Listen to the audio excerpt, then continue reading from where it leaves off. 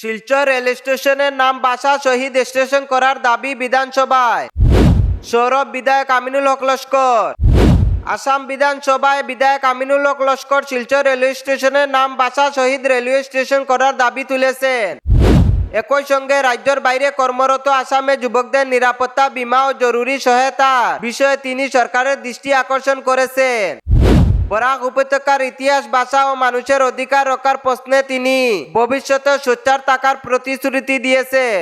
খবরটি বিস্তারিত জানার আগে চ্যানেলটি সাবস্ক্রাইব করে রাখুন, ভিডিওটি লাইক করুন এবং আপনার মতামত কমেন্টে অবশ্যই জানাবেন। খবরটি পুরো জানার আগে এখন চলুন বিস্তারিত খবরটি জেনে নেওয়া যাক। সোমবার আসাম বিধানসভায় বরাক উপত্যকার মানুষের দীর্ঘদিনের একটি গুরুত্বপূর্ণ দাবি জোরালোভাবে প্রস্তাব করলেন বিধায়ক আমিনুল হক লস্কর। বিধানসভায় রাজ্যপালের ভাষণের উপর আলোচনার অংশ নিয়ে তিনি শিলচর রেলওয়ে স্টেশনের নাম পরিবর্তন করে বাসা শহীদ রেলওয়ে স্টেশন করার দাবি জানান। তিনি বলেন, 1961 সালের ভাষা আন্দোলনে যারা বাংলা ভাষার মর্যাদা রক্ষার জন্য আত্মবলিদান দিয়েছিলেন তাদের স্মৃতিকে চিরস্মরণীয় করে রাখার জন্য এক নামকরণ অত্যন্ত জরুরি।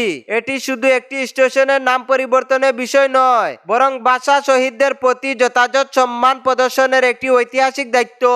আমিনুল হক লস্কর আরও বলেন, ভাষা আন্দোলনের ইতিহাস শুধু বরাক উপত্যকায় নয়, সমগ্র বাঙালি সমাজের গর্বের ইতিহাস। তাই নতুন প্রজন্মের কাছে সেই আত্মত্যাগ ও সংগ্রামের ইতিহাস তুলে ধরতে এই উদ্যোগ গুরুত্বপূর্ণ ভূমিকা পালন করবে।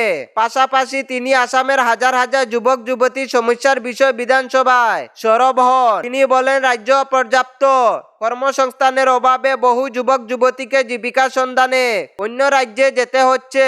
রাজ্যের বাইরে কর্মরত যুবকদের নিরাপত্তা বীমা সুবিধা, কর্মক্ষেত্রে সুরক্ষা, জরুরি উদ্ধার ব্যবস্থা এবং বিভিন্ন সমস্যার সময় সরকারি সহায়তার বিষয়গুলোকে গুরুত্বের সঙ্গে তুলনা ধরেন তিনি। উনার বক্তব্য তিনি বলেন, রাজ্য যুব সমাজের নিরাপদ ভবিষ্যৎ নিশ্চিত করতে সরকারকে আরো কার্যকর পদক্ষেপ নিতে হবে।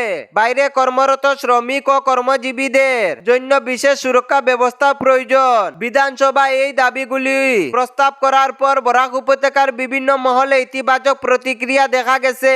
অনেকেই মনে করেছেন ভাষা শহীদদের স্মৃতিকে সম্মান জানাতে শিলচর রেলওয়ে স্টেশনের নাম পরিবর্তনের দাবি যথার্থ এবং সময় উপযোগী।